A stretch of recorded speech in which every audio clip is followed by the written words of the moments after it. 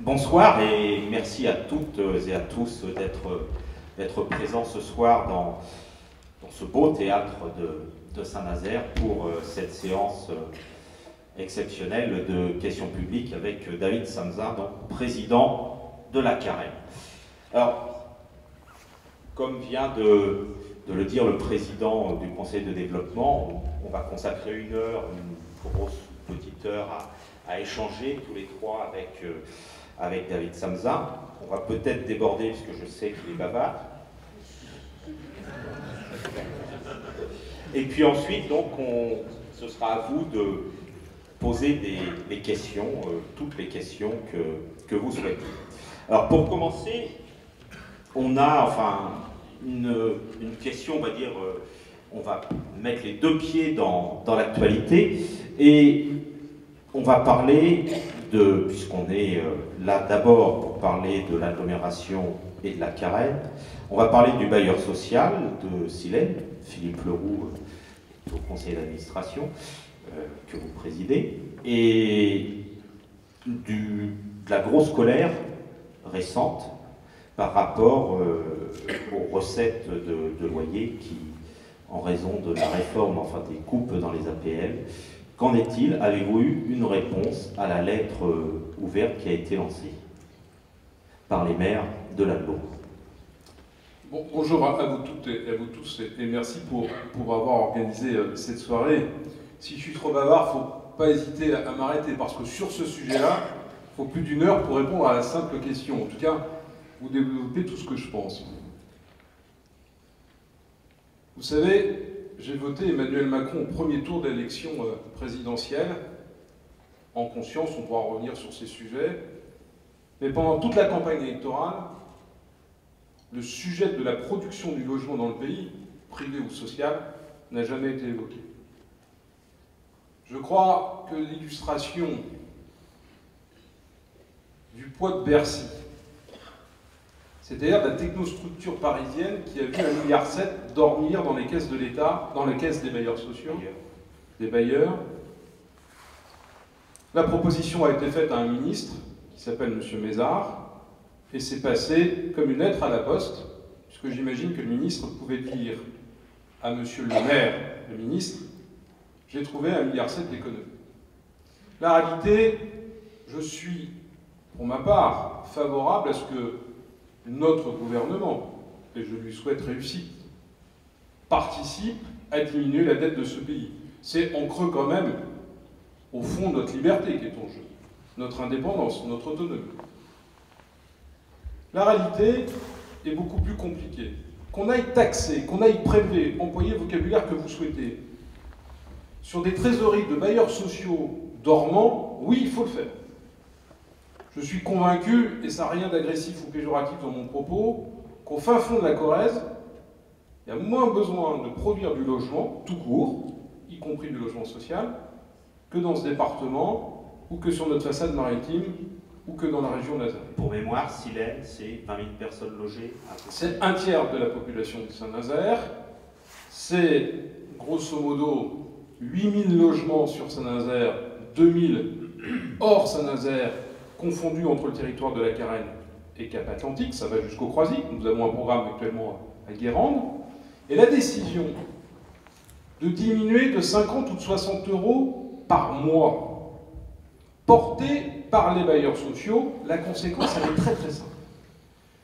Je préside cet office, j'y suis extrêmement attaché parce que j'ai toujours considéré que les maires, on parle d'urbanisme, mais il faut qu'on ait le bras armé pour faire la politique d'habitat et de l'habitat pour tous. Nous avions prévu au sein du conseil d'administration de Silène, au moins pour les 6 à 8 ans qui viennent, de produire 250 logements neufs et d'en réhabiliter 250 logements neufs, ce que nous sommes en train de faire sur le quartier de Plaisance, mais l'ensemble du patrimoine est vieillissant, parce que nous sommes sur un territoire de la reconstruction. Il n'y a pas d'ailleurs que la ville de Saint-Nazaire. La réalité des choses, au moment où je vous parle, de façon plus précise, puisque nous sommes en train d'affiner les chiffres, la production va être divisée par 2, et la réhabilitation va être divisée par 2. Imaginez les conséquences sur l'emploi. Imaginez l'emploi local, pas celui qui est délocalisable, c'est-à-dire l'ensemble des artisans du BTP Qui travaillent dans le bâtiment. qui travaillent dans le bâtiment. Et imaginez aussi les conséquences pour celles et ceux qui vivent dans le logement maîtrisé, dans le logement social. 70% de la population a le droit de demander un logement social. C'est quand même, y compris chez Silène, et je voudrais y compris tirer révérence à nos aînés. Silène a une particularité. Nous logeons 65%, dans celles et ceux qui logent chez Silène, 65% d'entre eux touchent l'appel. Quant à Paris, on n'est qu'à 23%.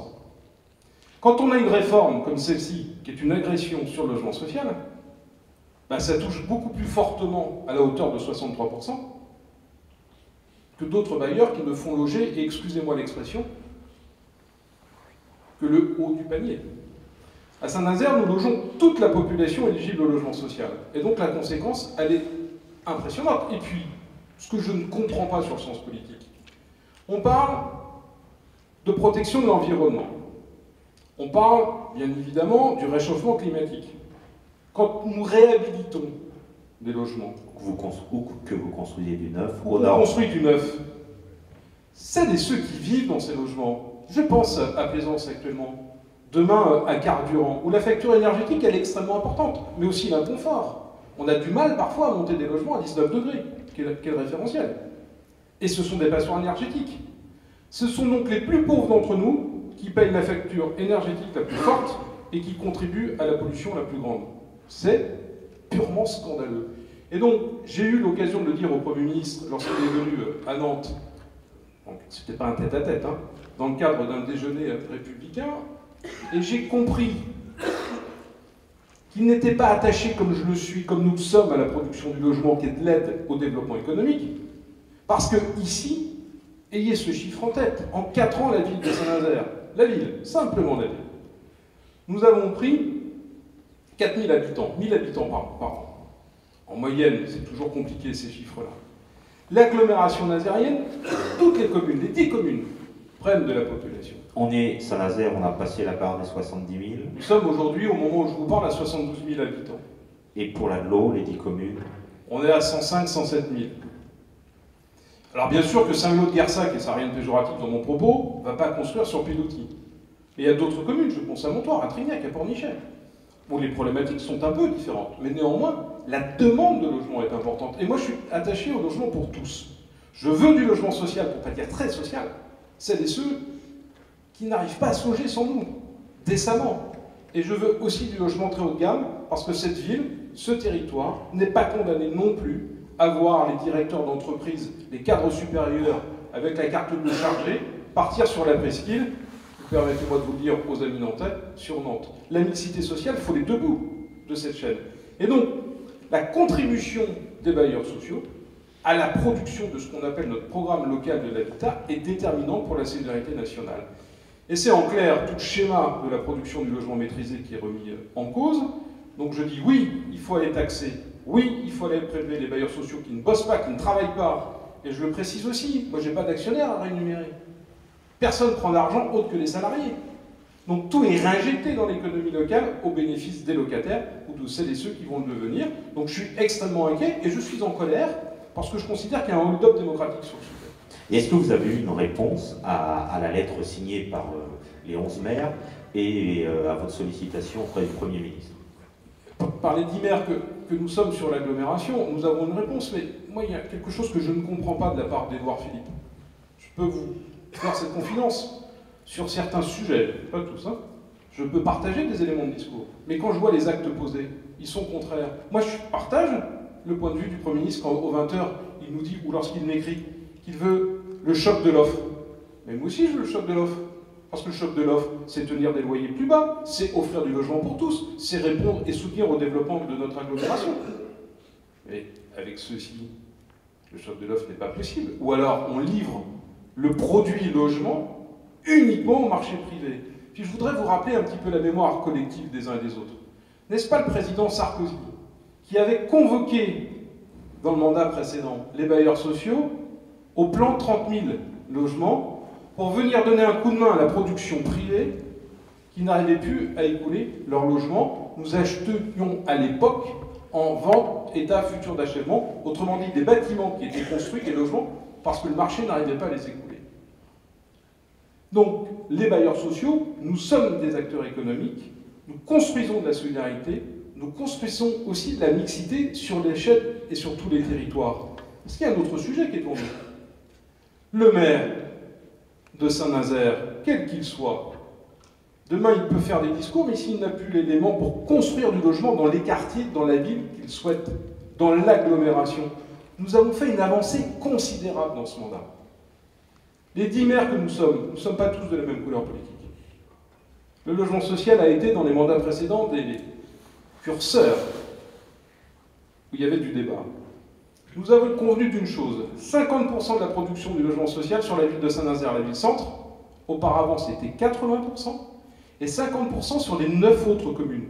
Pourquoi? Parce que Montoire, Trignac, Donge, Pornichet, mais aussi Abéné, bien sûr, en nombre beaucoup plus restreint, mais y compris pour soutenir le petit artisan du coin, qui a envie de transmettre son entreprise. Le boucher de Saint-Joachin qui a besoin de prendre un apprenti et de lui mettre le pied à l'étrier. C'est le soutien, y compris au lien social dans nos bourgs. Tout ceci, si tout s'écroule, alors c'est le marché privé qui va faire. Et je voudrais finir, parce que vous avez raison, je suis bavard. Toutes les innovations dans la production du logement, toutes les innovations sont passées par le logement social. Passe par le secteur social. Pourquoi? Parce que nous, bailleurs, malheureusement, on peut prendre des risques. Silène, en moyenne, c'est 4000 demandes en attente. On sait qu'on arrivera à louer les logements. Donc on peut aussi expérimenter, on peut aussi tester.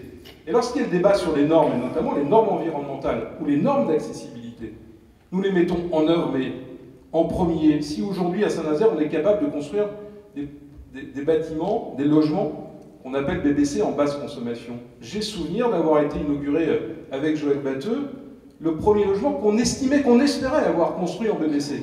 C'était rue de Trignac à Barouette. Et lorsque les services ont fait les mesures, nous n'avions pas réussi à le faire, puisque la norme est de 50 et on était de mémoire à 57. Tout simplement parce que les artisans du coin ne savaient pas faire. Et donc il faut qu'ils expérimentent. Ça ne veut pas dire que les logements sont de mauvaise qualité, bien au contraire. Mais c'est donc tout ce travail, tout ce modèle de la production du logement. Et puis il y a un autre point, ce sujet est un sujet pour moi hautement politique, le logement maîtrisé pour tous.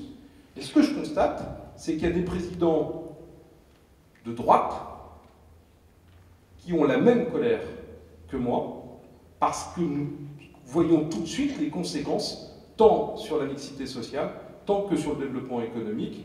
Et puis enfin, le jour où Saint-Nazaire n'arrivera plus à produire de logements, alors je ne suis pas sûr que nous aurons encore la même attractivité et la même dynamique en termes d'emploi. Alors, vous l'avez dit, la Saint-Nazaire et l'agglomération connaissent, on est dans un moment économique porteur, avec les moteurs que sont Airbus et les chantiers de l'Atlantique qui ont des carnets de commandes bien remplis.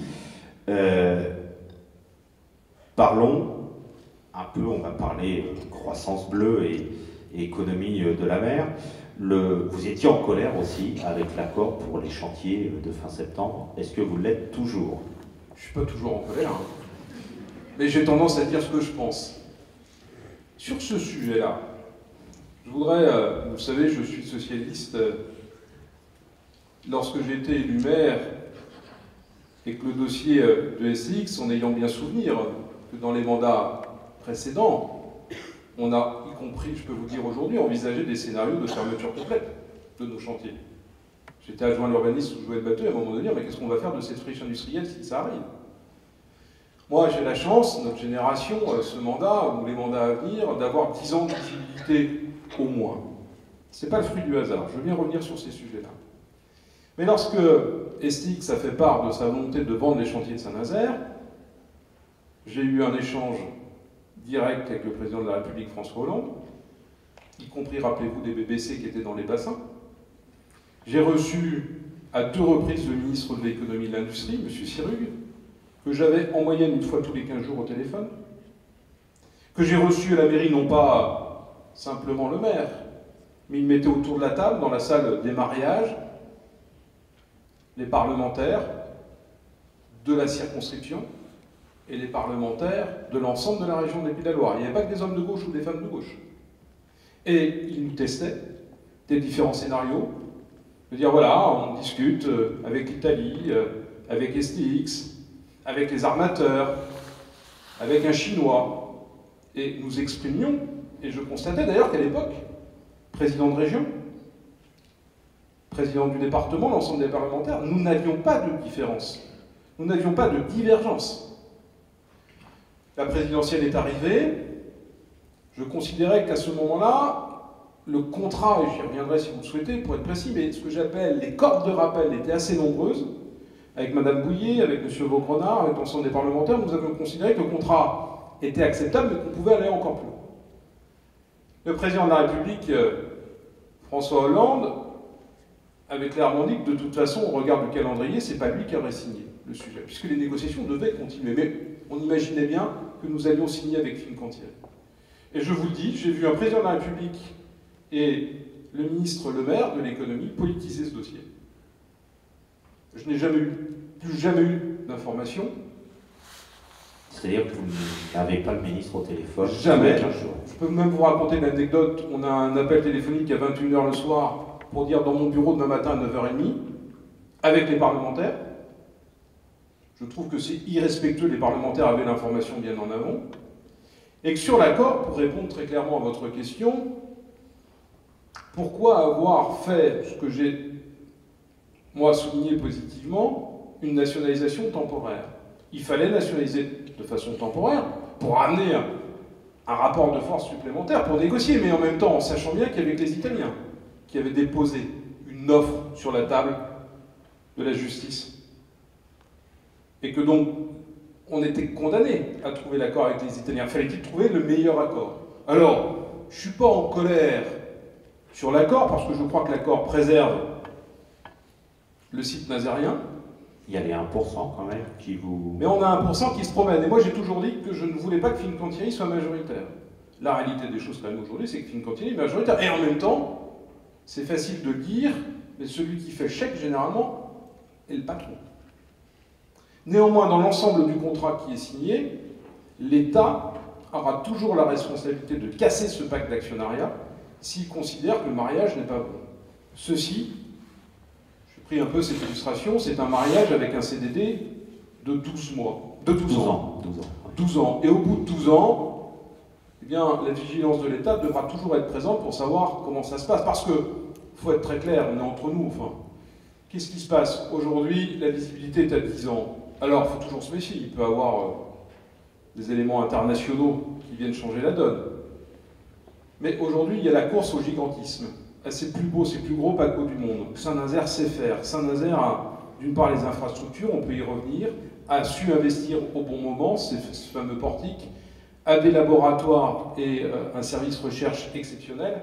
Donc on est vraiment bon, pour ne pas dire très bon. Mais imaginez que demain, un retour de marché, ou au contraire, on descend de gamme, non pas de gamme en termes de qualité de navire, mais des bateaux beaucoup plus petits, etc.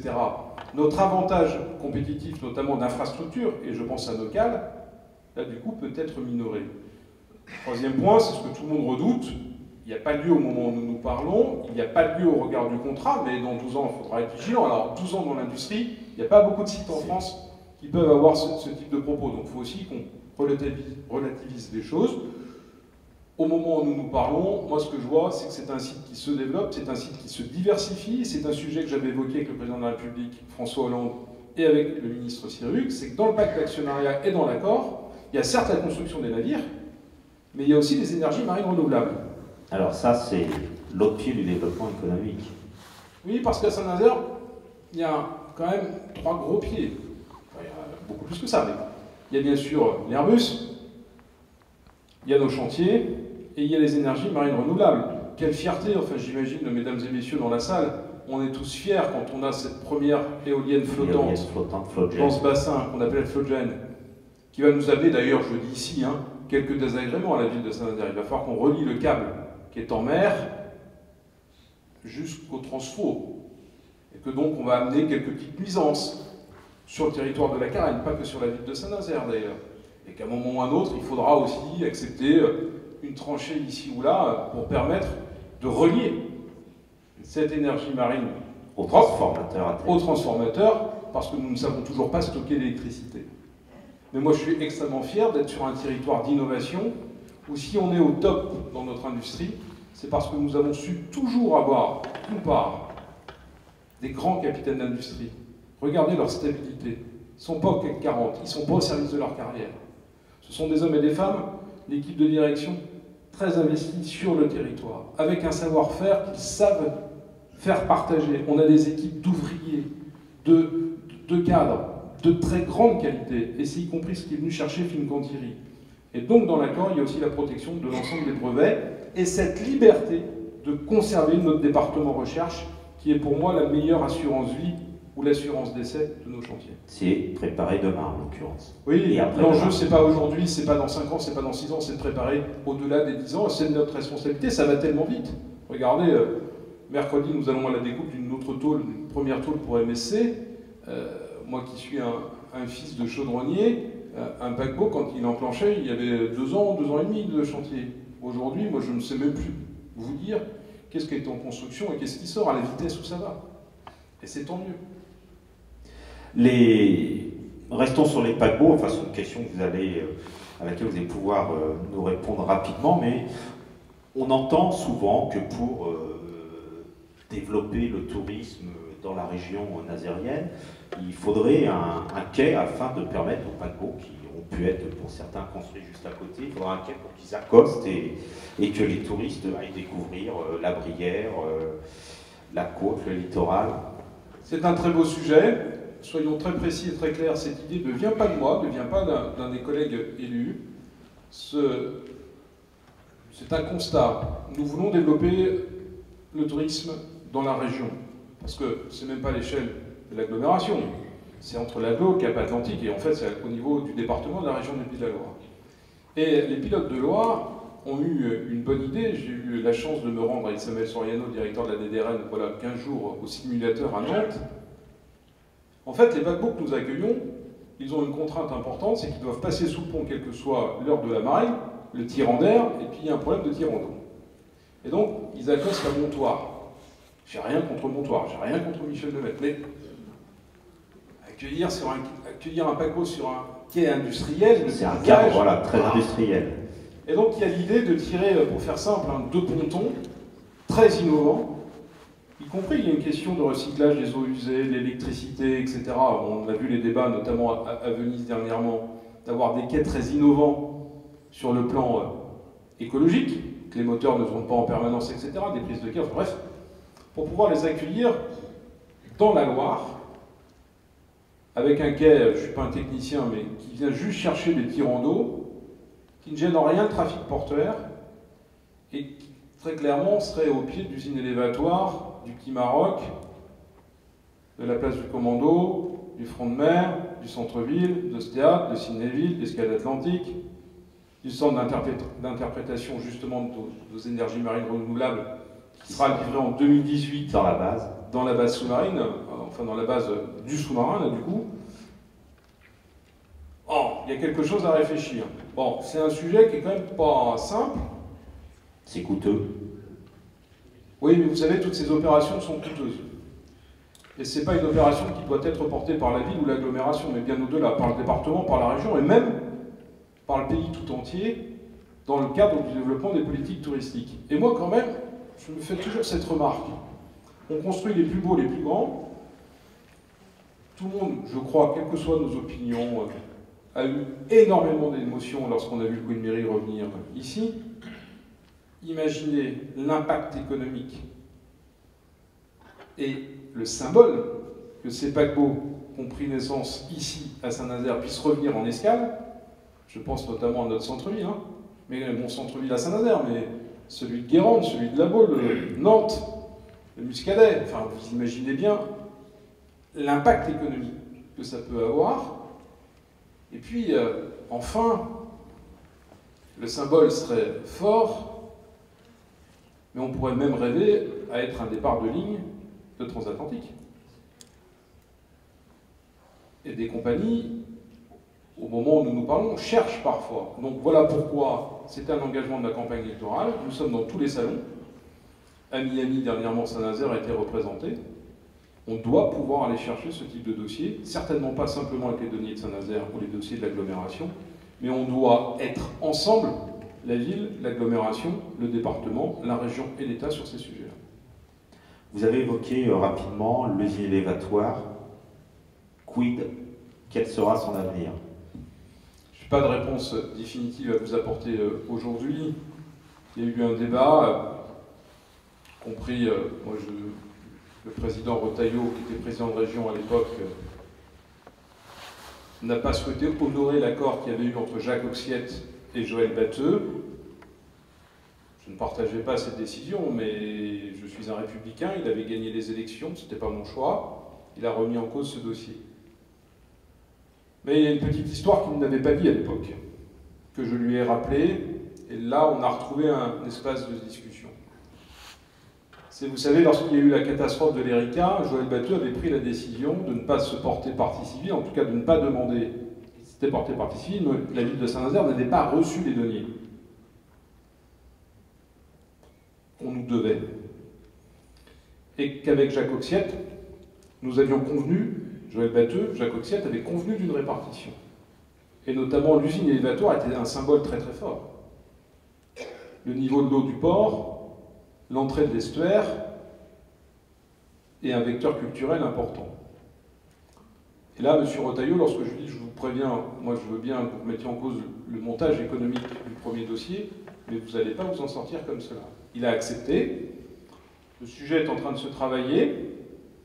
Il y a plusieurs hypothèses. En tout cas, ce que je souhaite, c'est que ce soit un lieu qui reste toujours public, qu'il ait un caractère culturel, un caractère d'animation, un caractère touristique. Voilà ce que je peux vous dire au moment où nous en sommes. Mais il y a un débat, et puis ce que je n'avais pas vu venir, enfin, un peu quand même, c'est que M. Retailleau n'est plus président de région, mais j'imagine qu'à chaque changement de président, la doctrine ne va pas changer. Mais c'est un des sujets, puisque je viens d'inviter la présidente de région à venir nous visiter. C'est un sujet qui sera sur la table. D'accord. On va rester sur la croissance bleue, et je vais céder la parole à Philippe Leroux. Oui, oui, David. Le Conseil de développement, en 2013, avait travaillé dans une autosaisine sur les énergies marines renouvelables. L'étude avait montré à cette époque-là que la moitié des étudiants interrogés, puisqu'on avait voulu interroger des jeunes, la moitié des étudiants interrogés disaient qu'ils étaient peu ou mal informés, et un tiers qu'ils n'étaient pas vraiment intéressés.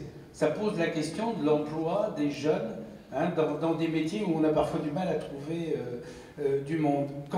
Qu'en est-il aujourd'hui? Est-ce qu'il y a eu un vrai travail de sensibilisation et de développement de cette filière d'emploi hein? On était en 2013. Oh, on touche beaucoup de sujets. Il y a quand même un sujet que moi je suis prêt à aborder ici et répondre éventuellement à vos questions, c'est aussi le temps pour réaliser le projet. Entre le moment où la décision politique est prise et le moment où il y a la réalisation, qu'est-ce qu'on en passe comme temps de procédure administrative, de procédure de recours? Parce qu'il y a des hommes et des femmes qui considèrent que des éoliennes sont une pollution visuelle. On a pris 15 ans. Et pendant ce temps-là, les autres pays ne nous ont pas attendus pour constituer une filière, une culture industrielle, puis aussi tout simplement parce que ça chauffe et qu'on ne peut pas rester les bras croisés. Je ne rentre pas dans la polémique sur le nucléaire, je ne rentre pas dans la polémique sur le charbon avec Cordemais, et qu'en même temps on attend 15 ans pour commencer à poser ces éoliennes en mer. Alors, moi je comprends que les jeunes, à la vitesse où ça va, se disent bon, on verra ça quand ça va devenir d'actualité. Voilà pourquoi nous avons y compris négocié, je dis nous, parce que c'est Saint-Nazaire et c'est le Croisic. J'étais avec monsieur l'adjoint et madame Kellard qui s'occupent de ce dossier-là. On veut avoir 2 lieux d'interprétation base des sous-marins et sur le Croisic pour expliquer. Et donc c'est aux générations d'aujourd'hui qu'il faut aller expliquer que demain il y aura des métiers que nous ne connaissons pas, avec des spécificités exceptionnelles. Et monsieur Castin nous le dit régulièrement, des métiers qu'on ne trouve pas aujourd'hui. Hein, notamment aller souder tout en haut, c'est quand même compliqué, la conception, etc. Donc ce travail, j'ai envie de vous répondre, ben, il reste à faire. Moi, je ne vais pas vous raconter l'histoire. Nous avons un travail considérable, mais le fait que cette éolienne flotte aujourd'hui, qu'elle est devenue réalité, c'est de notre responsabilité, les élus, les industriels, l'ensemble de celles et ceux qui participent à la formation du pays, pour dire que demain, il y a une filière industrielle naissante et qu'on va avoir besoin de vous, qu'on va avoir besoin de ce type de formation. Parce qu'on marche sur la tête, hein, il y a plusieurs questions, on marche sur la tête, mais quand même dans ce pays et dans cette région, moi j'entends des chefs d'entreprise me dire tous les jours, des gros, des petits, qui n'arrivent pas à embaucher. Le taux de chômage, précisément, aujourd'hui, au moment où nous nous parlons, est de 8,6 à Saint-Nazaire, enfin, bassin de l'agglomération nazérienne, 8,6. Certes, on est en dessous du pays, mais le département est à 7,5. Alors il y a plein d'éléments d'explication. Et quand j'entends des chefs d'entreprise nous dire qu'ils n'arrivent pas à recruter, certaines professions, et qu'on vérifie, parce qu'on peut aussi avoir un peu de dumping social, hein, donc il ne faut pas qu'on se raconte d'histoire, nous avons besoin d'avoir une formation, d'avoir des hommes et des femmes, jeunes ou moins jeunes, capables de prendre ces métiers de demain et être aussi compétitifs dès le lendemain. Et c'est là aussi une difficulté pour former nos jeunes. Oui, simplement une petite question connexe. Tu disais qu'il y avait une éolienne là, que tout le monde peut voir et admirer, mais combien de temps elle va rester toute seule et isolée, cette pauvre, même quand elle sera installée Alors, je suis pas de la boule? Je suis pas industriel, mais normalement, ça dépend aussi des conditions météo, parce qu'on va rentrer dans des météos un peu plus compliqués. Mais et ma source d'information est la presse écrite, mais il me semble que sous 3 mois, cette éolienne devrait rentrer en phase sur son lieu d'implantation, qui est en fait entre le plateau du Four et le sud de l'île des Gliques.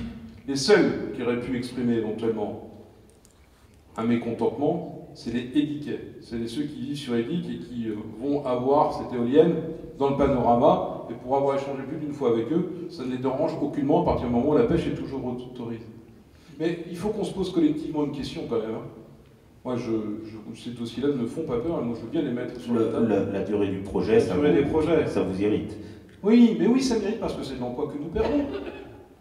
C'est de l'emploi que nous perdons, c'est aussi des retards industriels que nous accusons. Et puis on peut faire tous les beaux discours que l'on veut les uns et les autres sur le réchauffement climatique, et puis rester à regarder des procédures qui prennent autant de temps. Moi je trouve qu'on marche sur la tête. Alors, je ne vais pas me mettre en colère, ça serait la 3e fois, mais ces sujets-là, il faut aussi que le législateur prenne ses responsabilités pour dire que l'intérêt à agir doit être qualifié. Parce qu'autrement, tout le monde fait recours sur n'importe... Enfin, quels que soient les critères. Et le parc, dans combien de temps alors? Eh bien, le parc doit suivre, mais il y a aussi un autre sujet. Les recours sont purgés. Là. Les recours sont purgés. Il y a aussi l'État français qui doit aussi émettre d'autres appels d'offres. Là, c'est simplement une volonté politique. Je suis très à l'aise pour le dire, je l'avais dit au président de la République, je l'avais dit à Ségolène Royal en son temps. Là aussi, ça traîne. Vous parliez de former les jeunes, d'étudiants. Alors, on va parler un tout petit peu du centre-ville de Saint-Nazaire. Dans la redynamisation de ce centre-ville, il y a le fait d'implanter, enfin de faire en sorte que les étudiants puissent y étudier et y vivre. Quels sont les projets? Il y a le paquebot, je crois. Il y a aussi tout ce qui est encore en discussion avec l'école des beaux-arts de Nantes-Saint-Nazaire et des étudiants qui viendraient pour 2 années d'études. Bon, vous le savez, le centre-ville est pour nous un axe important, une priorité. Alors vous me direz tout est prioritaire, mais le centre-ville de Saint-Nazaire est en difficulté, comme toutes les villes de notre strate de 70 000 habitants. C'est compliqué pour des tas de raisons. C'est compliqué parce qu'il est peu habité, c'est compliqué parce qu'il y a peu de pouvoir d'achat. Notez ce chiffre, 4. En 70, on était 4 dans cette ville, par logement. Aujourd'hui, on est 2,1. Dans le centre-ville, ils sont 1,6. Le taux de vacances, ça y est résolu, les logements, mais le taux de vacances des commerces, c'est compliqué. Pour des tas de raisons, parce que Internet, parce que les zones commerciales de périphérie, etc. J'étais avec Jean-Jacques Lumeau la semaine dernière à l'inauguration de l'école des beaux-arts de Nantes et Saint-Nazaire. Et de Saint-Nazaire, ouais. Et quand j'entendais son directeur, Johanna Roland, où à terme, sur l'île de Nantes, c'est 10 000 étudiants, j'ai bien conscience que nous ne sommes pas dans la même division, mais lorsque nous sommes arrivés aux affaires, moi je ne découvrais pas les sujets, hein, j'étais adjoint à Joël Batteux, il y avait un dossier autour de Gavi Océanis, avec la Chambre de commerce, je ne vais pas rentrer trop dans le détail, mais il y a eu une belle opportunité de proposer au CELI, à l'école d'ingénieurs, de revenir dans le centre-ville, puisque le bâtiment a vocation à muter. Et que pour soutenir ce centre-ville, je considère qu'il y a plein de choses à faire, qui demandent beaucoup de temps, notamment les politiques d'habitat, mais de ramener la jeunesse dans l'hypercentre, et de ne pas être coincé, entre guillemets, entre le boulevard Sherpak et puis le bidule. Parce que c'est ça dont il s'agit un peu quand même. Hein. Pourquoi? Moi, quand je vois le succès autour du rond-point... On reste sur le territoire de la Carrette. Oui, d'accord. Mais que les étudiants qui étudient à Saint-Nazaire puissent amener leur dynamique, leur dynamisme, y compris le plaisir de vivre à Saint-Nazaire, moi ça me tente, ça me plaît. Et donc on a commencé à se mettre autour d'une table avec la Chambre de commerce, avec le CESI, avec Martin Arnaud qui pilote les politiques du numérique, Jean-Jacques Plumeau les politiques culturelles, pour dire comment on pourrait ramener la jeunesse dans l'hypercentre de Saint-Nazaire. C'était ça l'équation première. Voilà pourquoi on va vider tout le haut du paquebot, pour ramener le CESI, pour ramener le numérique, l'école du numérique, pour amener aussi toute l'économie du numérique, les Fab Labs, l'ensemble de ces éléments, et de ramener l'école des Beaux-Arts de Nantes-Saint-Nazaire. Vous savez que nous allons avoir un site sur Saint-Nazaire, et que je le souhaite dans l'hypercentre de Saint-Nazaire. C'est ça l'enjeu, c'est de ramener de la vie, ramener du monde, parce que les commerçants, ils s'implantent où? Moi, quand on me dit, monsieur le maire, et j'ai été le premier à le dire, et je le dis toujours, à 19h, il ne se passe plus grand-chose. Il n'y a personne dans l'hypercentre de Saint-Nazaire. Les jeunes ne sont pas là. Les jeunes, ils sont autour du rond-point de Céanis. Je ne vais pas citer le nom, autour du marchand de bière. Regardez le monde qu'il y a, où ils sont au bidule. Et y compris nos politiques d'habitat doivent être en adéquation dans l'hypercentre de Saint-Nazaire. Voilà pourquoi on construit dans le plein centre de Saint-Nazaire. Quand je lis, on est en train de construire à outrance dans le centre-ville de Saint-Nazaire. Et je lisais encore hier ou avant-hier qu'on construit sur des espaces verts. Il faut qu'on s'entende sur ces sujets. On va construire au Fanal. C'est un cinéma qui a trouvé accueil à Agora. On construit sur les anciens garages municipaux. Bref, on ne consomme aucun espace vert, mais moi je veux construire dans la ville pour ramener du monde, pour ramener des consommateurs, pour ramener du lien social, pour ramener de la jeunesse dans l'hypercentre de Saint-Nazaire, pour faire tenir l'ensemble de nos activités. Le théâtre, le life, le VIP. C'est ça qu'il nous faut amener. Et donc, clairement, on ferme un peu les droits à construire et on ramène toute notre jeunesse, que ce soit en politique d'habitat ou en formation. Concrètement, il y a donc une école informatique qui s'installe. L'école informatique, l'école du numérique, l'école des beaux-arts, le CESI, et puis on amène toute l'économie de coworking, on amène la jeunesse dans l'hypercentre. Parce que c'est pareil, les métiers. Qu'est-ce qu'on a à vendre de plus qu'à Nantes? Ami Nantais, je dis souvent à Johanna Roland, vous ne nous enlèverez jamais la mer. Le littoral. Et quand on est dans le monde du numérique, les métiers de demain, aujourd'hui, mais de demain, qu'est-ce qu'on vend? On vend une agilité du territoire, une réactivité du territoire, on vend aussi la possibilité de bosser dans l'hypercentre de Saint-Nazaire, de s'y loger, d'avoir une mobilité très facile, d'avoir un accès à une politique culturelle, d'avoir un accès à une politique sportive, et puis enfin d'aller prendre le café, le déjeuner, le dîner, faire la fête, et donc de prendre du plaisir en bord de mer.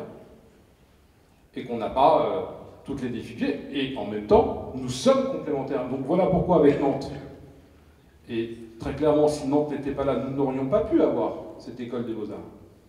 Sur le numérique, comment c'est venu? Par une volonté politique de cette majorité municipale, de cette majorité du conseil communautaire, et en même temps parce qu'ensemble, nous avons été à Québec, dans une délégation, avec Johanna Roland, avec des entreprises que nous avions amenées avec nous, pour dire, très clairement, et Martin Arnaud me le disait régulièrement, nous sommes en retard.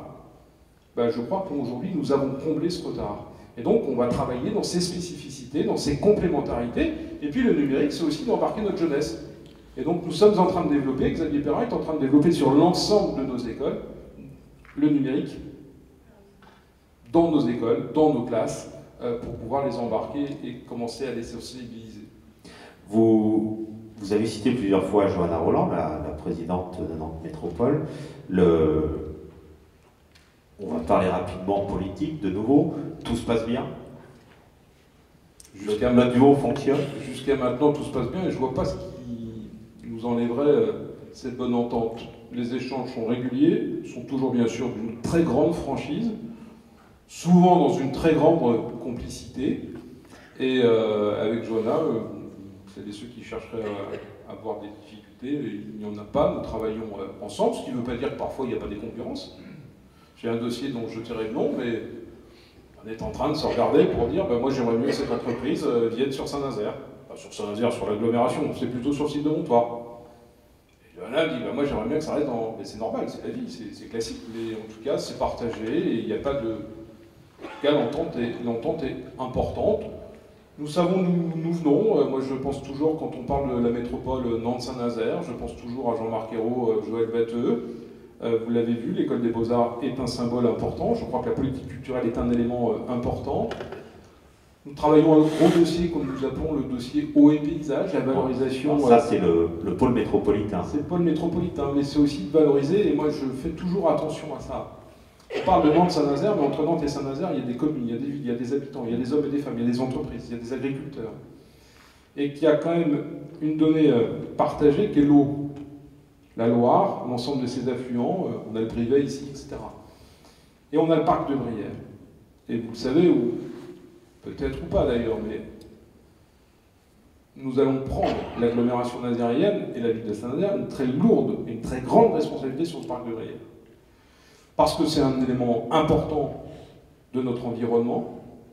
On parle d'eau quand même, hein, de ces zones humides, de cette attractivité touristique et de cette complémentarité entre l'eau salée d'un côté, la Loire et la Brière.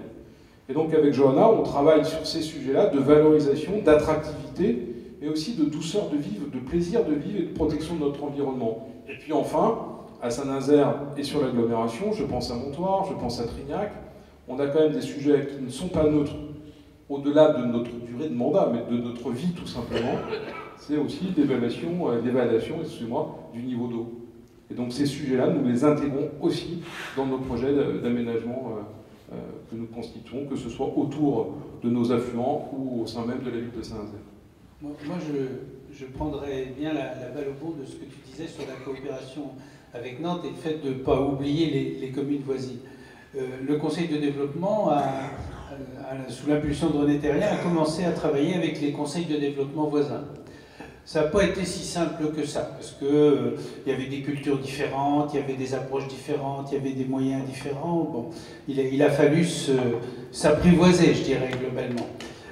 Aujourd'hui, on travaille sur les trajets domicile-travail, parce qu'on se rend compte que les gens utilisent beaucoup leur voiture, et donc c'est là-dessus qu'on bosse. Et on travaille non seulement avec Cap Atlantique, mais on travaille aussi avec Pontchâteau, avec Savenay, avec le Sud-Loire, le Saint-Brévin ou Pornic. Bon, ça nous semble très intéressant parce qu'il y a bien sûr l'arc Nantes-Saint-Nazaire, mais il y a aussi le littoral et tout ce qui tourne autour. Est-ce que cette collaboration qui a commencé à se faire au niveau des conseils de développement trouve un prolongement dans les participations des agglomérations entre elles Oui, à 95%, et je vais vous dire où je n'arrive pas, où je subis des échecs. Oui, à 95%, puisque l'agence d'urbanisme, la DDRN, qui est notre agence d'urbanisme, sachez qu'il y en a une autre à Nantes, c'est une spécificité de notre territoire, et tant mieux. J'ai souhaité que cette agence d'urbanisme soit un lieu de rassemblement et un lieu où on produit de la culture, pour reprendre l'expression d'un autre président un peu gingin, collectif du territoire. Bien sûr, l'agglomération nazérienne, donc je préside cette agence d'urbanisme, bien sûr Cap Atlantique, bien sûr le pays de Pontchâteau, bien sûr Savenay. Nous avons été chercher, nous nous sommes déplacés, nous avons échangé, discuté, regardé ce que nous pouvions. Ça fonctionne toujours un mariage dans les deux sens, le pays de Redon. Et moi, je me félicite que vous puissiez, vous, à votre niveau, partager et créer une culture commune. Les enjeux de déplacement environnementaux, industriels. Quand on parle de Redon, on oublie souvent que c'est le berceau de formation de l'aéronautique. Mais aussi des flux logistiques. Et qu'il y a un petit barreau, une connexion, on peut parler aussi des infrastructures, hein, avec Rennes. Par contre, je dois vous avouer, et je lance un appel, y compris...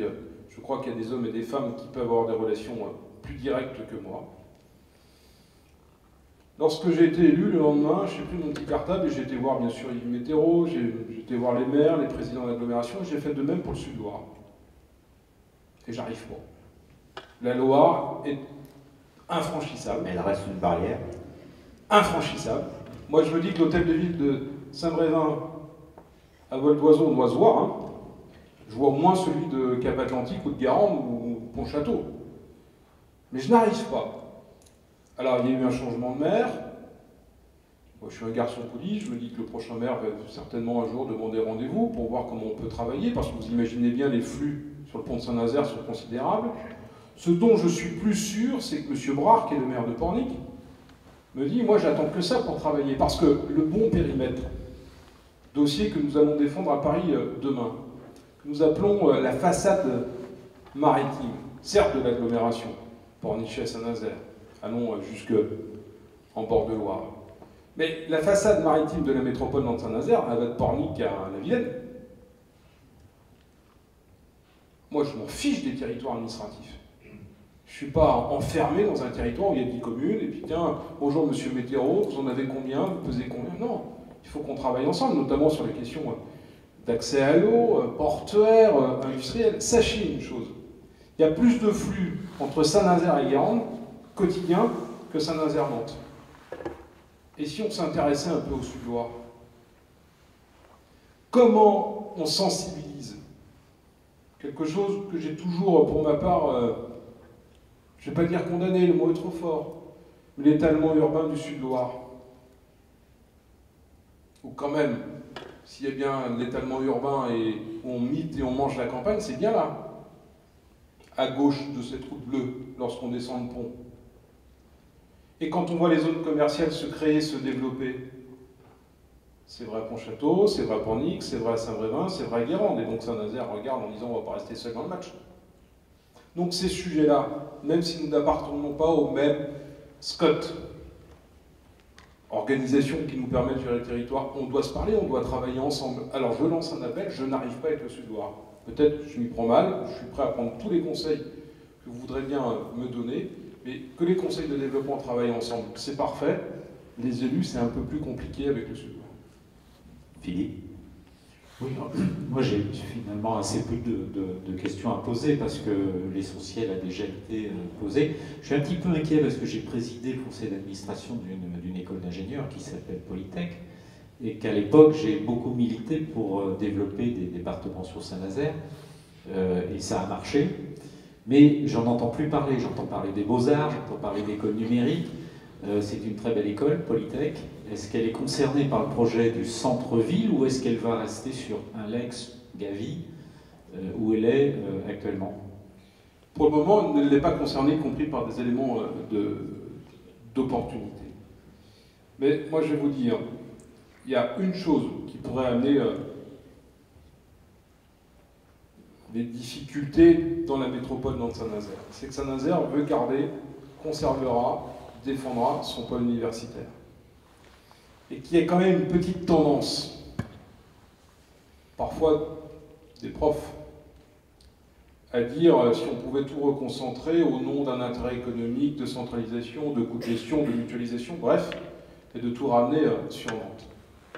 Il en est hors de question. Je veux absolument que Saint-Nazaire conserve ses filières et développe ses filières, développe ses formations. Toutes les formations, moi je suis un ardent défenseur de développer, y compris les métiers manuels, les métiers de formation, que ce soit en apprentissage, mais aussi des écoles d'ingénieurs. Et donc l'école d'ingénieurs est toujours sur site, j'entends bien qu'elle se développe. L'IUT est un élément important, et on parle du centre-ville de Saint-Nazaire, mais il y a aussi une reconfiguration autour de l'IUT, d'Alex, pour créer un pôle de formation extrêmement important. L'enjeu c'est simple, hein. Saint-Nazaire on amène le CESI, le numérique dans l'hypercentre, le centre de formation restera et se développera sur le site d'Alex. Et alors, dans la question de la métropole Nantes-Saint-Nazaire, on vient d'en parler, il y a la question de la Loire. Bon, il se trouve qu'à Nantes, on a fait un grand débat sur la place de la Loire dans la métropole nantaise.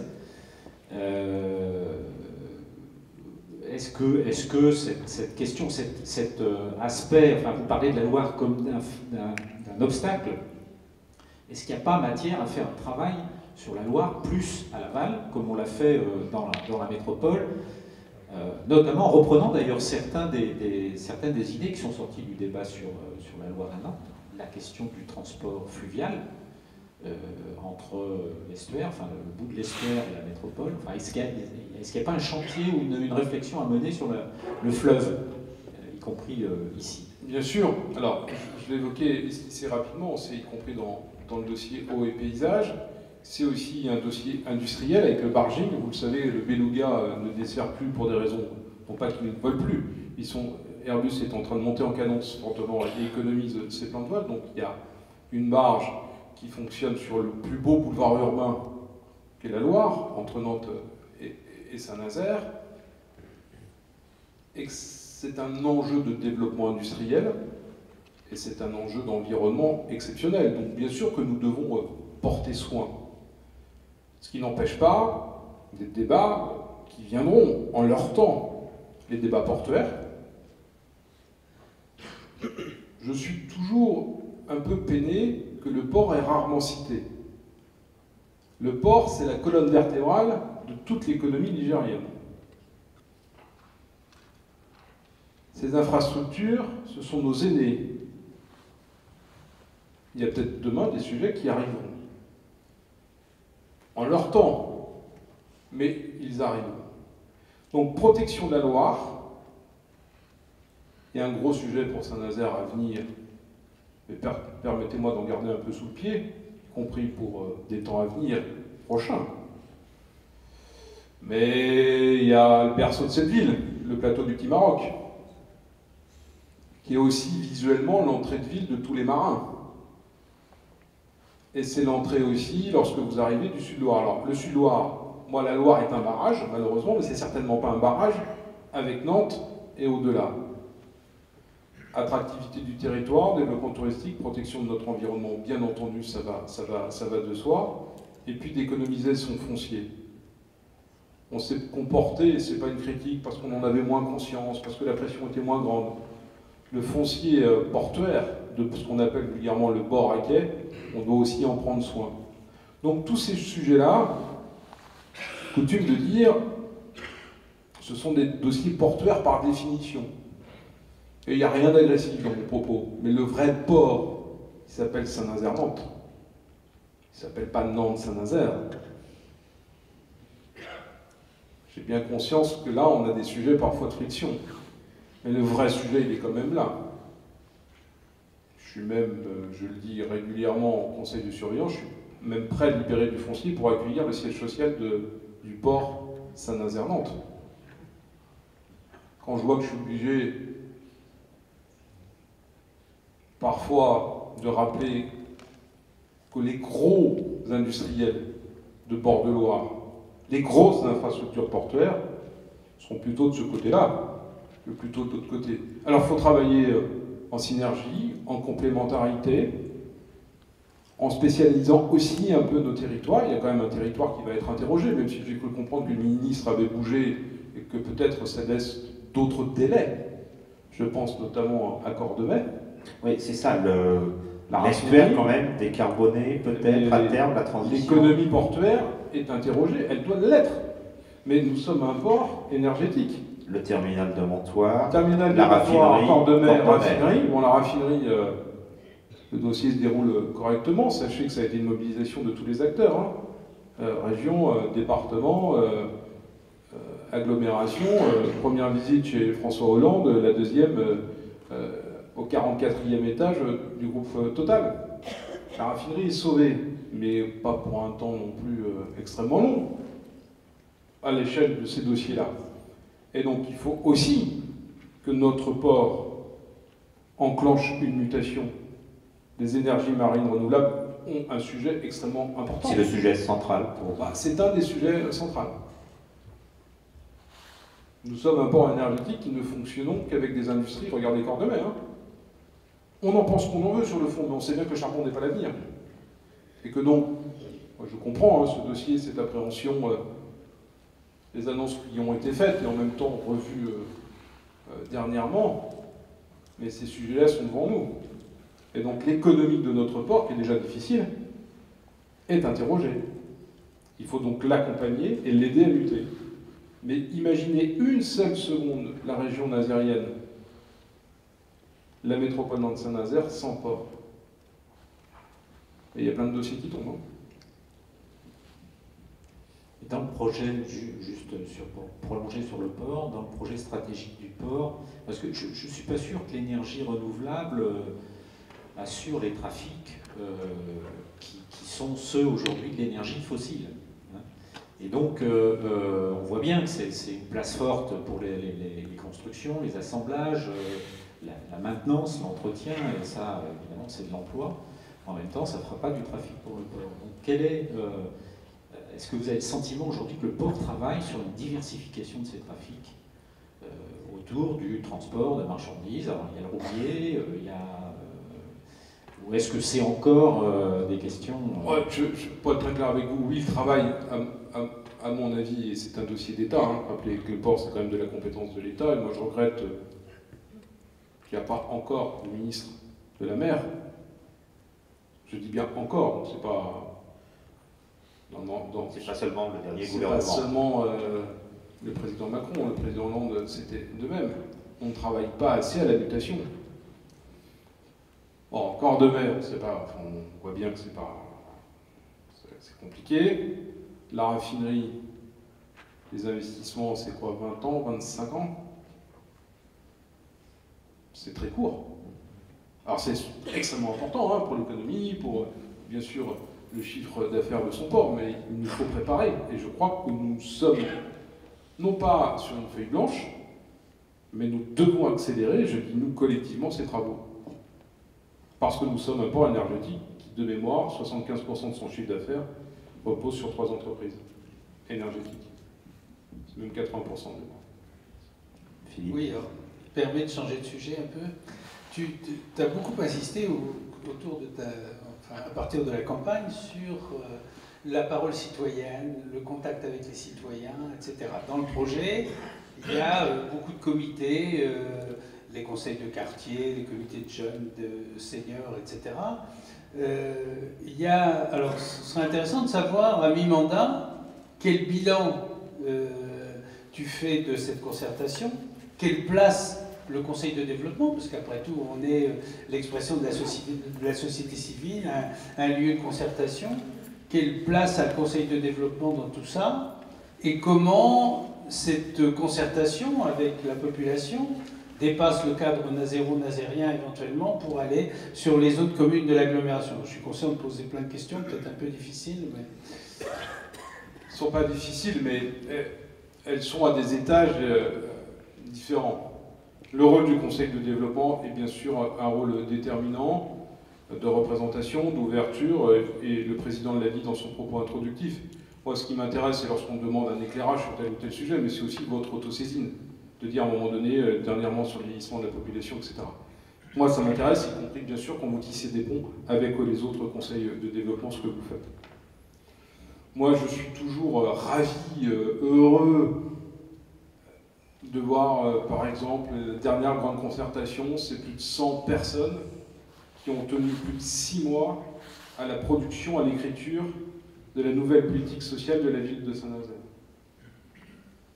Je suis ravi, heureux de voir que les concertations se sont bien passées sur un dossier purement carénien, qui est l'aménagement du boulevard des Apprentis, même si on a une difficulté actuellement qui date de ce matin.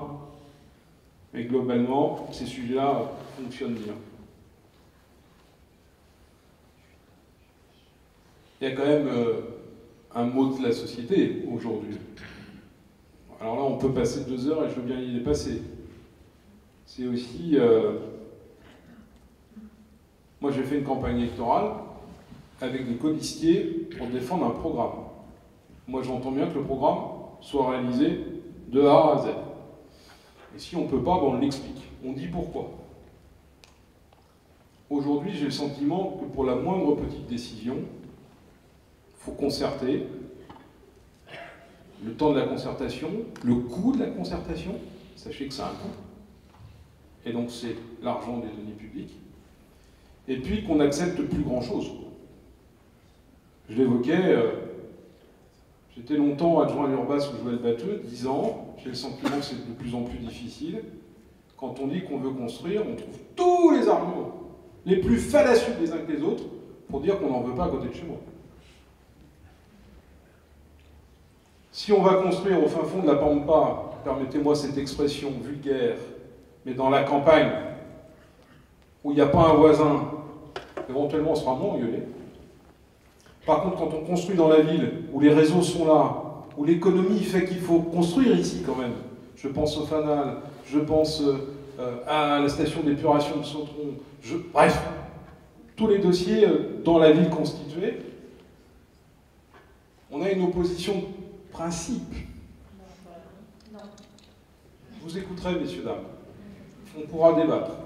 Je ne suis pas de ceux qui partent en courant. Alors, la concertation, moi je crois qu'il faut des règles. Ce sont les élus qui décident où on va construire. Ce sont les élus qui décident, là on va mettre X% de logements sociaux, là on va mettre X% de logements privés. Ça ne se discute pas. C'est la fonction du maire, des élus. Après, que collectivement, et ce que Madame Degnaud fait, ce que j'ai fait pendant les années, on dit, ah oui, mais attendez, là quand même, l'expertise de l'usage dans le quartier, la venelle, la fenêtre, bref, parfois la hauteur. Alors oui, il faut se mettre autour d'une table, mais y compris cadré dans le temps. Parce que ce que j'évoque sur les énergies marines renouvelables, c'est la même chose pour la construction de logements.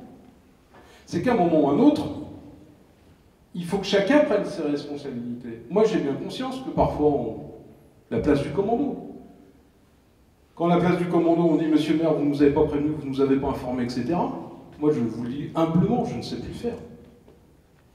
C'était dans la campagne électorale. C'est beaucoup de parutions, de production de documents, et ça demande du temps, les services de la ville. Ça demande du temps. Donc des coûts. Donc la concertation, j'y suis attaché, mais il faut la définir. Et il faut écrire les règles. Et c'est pas celui qui crie le plus fort, c'est pas celui qui fait signer le plus de pétitions qui a raison. Parce qu'autrement, le front de mer de Saint-Nazaire, première tranche du front de mer de Saint-Nazaire, j'ai quelques souvenirs, j'étais adjoint à l'urbanisme depuis 15 jours. La place Laborde, on en reparlerait. Le square des Yeux, on en reparlerait. Je n'ai pas le sentiment qu'il y a eu des agressions. Que nous puissions dire, ici ou là, et je l'ai fait, nous le faisons, ici ou là, attention, oui, on n'avait pas vu ceci. Puis après, c'est aussi des négociations. Ce sont des discussions. Mais sur le fond, ce sont les élus qui prennent la décision. L'heure tourne.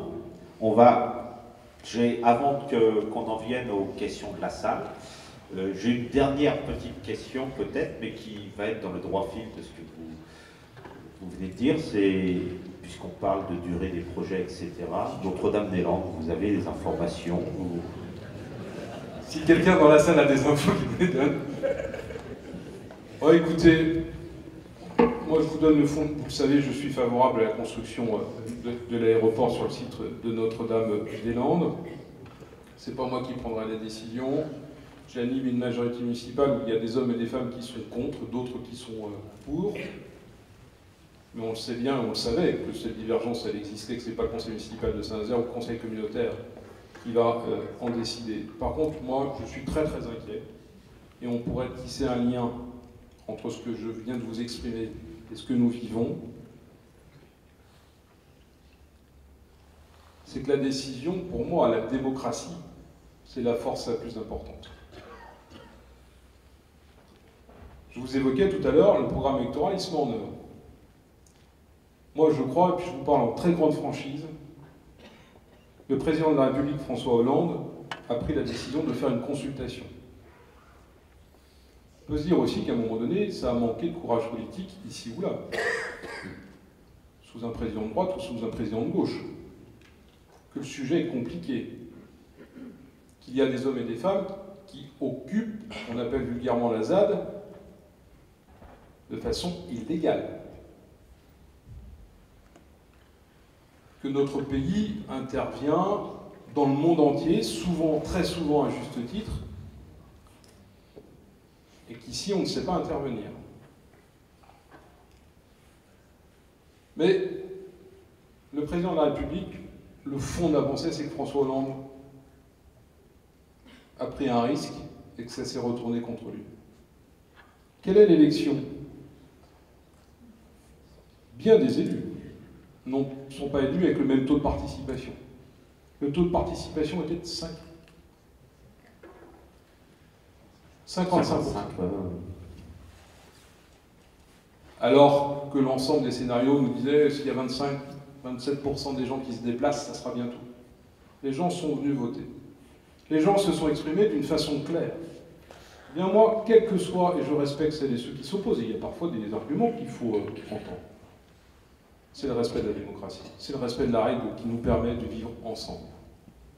Et quand on met à mal cette règle, de mon point de vue, alors permettez-moi cette vulgarité, on ne tient plus la baraque. Parce que demain, j'étais avec Yves Météro hier sur un sujet. Bon, je me dis, bah écoute Yves, on se mettra avec nos écharpes, puis on se mettra à tel endroit, et puis on va dire qu'on n'est pas d'accord. Puis on va... À un moment donné, c'est le respect d'une consultation. Alors après, bien entendu, j'entends pas sourd les arguments de celles et ceux qui sont contre le projet. De mon point de vue, il y a une chose qui est sûre, c'est qu'il faut qu'on en sorte. Et il faut que le président de la République tranche ce sujet. Par contre, je vais vous faire une confidence. Le maire que je suis, le président de l'agglomération que je suis, Monsieur Yves Météro, maire de La Baule, président de Cap-Atlantique, nous n'avons jamais été reçus par les médiateurs. Jamais. Et pas de rendez-vous d'ici, il reste encore 2 semaines avant le... Non, le rapport est déjà écrit. J'ai participé parce que je ne m'avais jamais entendu dire que je ne souhaitais pas les voir, comme d'autres de mes collègues ont pu le faire. Et je me suis donc rendu à Nantes il y a 15 jours, ou 3 semaines, lorsque le syndicat mixte aéroporteur, dont je fais partie, a rencontré les médiateurs. Et je leur ai posé la question. Yves Mitterrand, qui a plus de bouteilles que moi, a dit « moi je ne me déplace même pas ». Mais il était représenté. C'est un oubli. Moi je trouve, c'est pas ma personne, c'est pas mon ego. C'est un territoire comme le nôtre qui soit insulté à ce niveau-là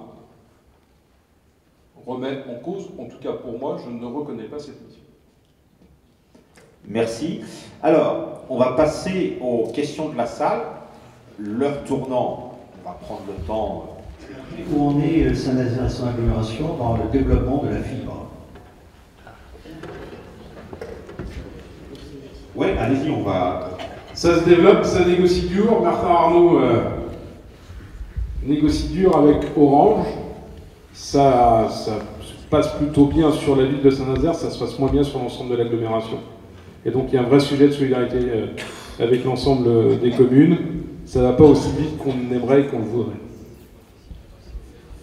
Une autre question, là on va peut-être prendre en descendant une autre en bas, après on passera là, et puis au bout là. Allez-y. À propos des éoliennes, lorsque les câbles arriveront sur le littoral, si ça se fait, il y aura des tranchées. Vous en avez parlé tout à l'heure. Est-ce qu'il est envisageable qu'il y ait que, lorsque les tranchées seront ouvertes, on n'ouvre pas les tranchées seulement pour passer des câbles, mais aussi pour développer la circulation vélo, par exemple. Sur la façade, sur le littoral notamment. Attention madame, on est bien d'accord, c'est RTE qui a besoin de passer un câble. Et ce câble, ils vont l'ouvrir, Christophe Cotin n'est pas dans la somme, mais je crois de mémoire sur 60 cm, enfin bref, sur un niveau de largeur, de profondeur. Et on négocie avec eux, on a négocié avec eux le tracé, avec différentes contraintes techniques. La seule difficulté, c'est qu'on va même parfois réintervenir, je pense, au quartier de Ville-Ouest de Saint-Nazaire, alors qu'ils sont tout neufs. Donc nous, ça ne nous fait pas plaisir. Mais moi, je le disais encore tout à l'heure avant de venir ici en réunion en bureau municipal, c'est bien à RTE de payer, de financer et de gérer la relation avec la population. Alors on va être vigilant, bien entendu. Par contre, il y a des voiries que nous n'avons pas travaillées, sachant que le câble allait passer. Et que bien évidemment, mais je ne dis pas toutes les voiries, ne me faites pas dire ce que je n'ai pas dit, que bien évidemment, il y a un plan vélo qui se développe, qui se déroule. Nous y sommes attachés, vous l'avez vu, je l'espère. Jean-Jacques Lumeau nous a proposé à l'agglomération, puisqu'il préside la STRAN, qu'il est le premier VP, une excellente idée, parce qu'on n'arrivait pas à trouver de porteurs comme un Nantes, parce qu'on n'est pas dans la même taille de ville. Ce vélo électrique que vous voyez se développer, qui est un succès important, moi je crois que cette ville est faite pour ce vélo, cette agglomération est faite pour le vélo. Balader en Brière, balader à Saint-Nazaire, à part la côte de Saint-Marc est à passer, mais avec le vélo électrique ça se fait quand même plutôt bien. Moi je veux, plus il y aura de vélo dans cette ville, plus le vélo va être roi. Et aujourd'hui c'est plutôt encore la voiture. Donc il faut qu'on développe. Alors on le fait aussi avec les moyens du bord et les aspects financiers. Mais bien sûr que lorsqu'on aura des possibilités de réaménager des voiries, bien évidemment qu'on fait la place au vélo dès qu'on le peut. Après, des fois on n'arrive pas à pousser les murs, mais on essaye de le faire à chaque fois. Alors il y avait une question de dame au milieu, et puis après en passant à monsieur en rouge, il y avait le monsieur là. Oui, bonsoir. Je parle au nom d'un ensemble d'associations et de collectifs des quartiers qui sont en cours de réaménagement. Alors il s'agit d'associations de Riverains Harmonie à Saint-Nazaire, de Riverains et au Fanal et de l'îlot Sautron. J'ai quelques questions à vous poser. Est-ce que j'ai 2 minutes? Allez-y, mais 2 minutes. Le plus brièvement possible. Oui, mais voilà, je travaillais pour Et que les réponses puissent être courtes. Voilà. Alors la première question, c'est densifier à la hâte.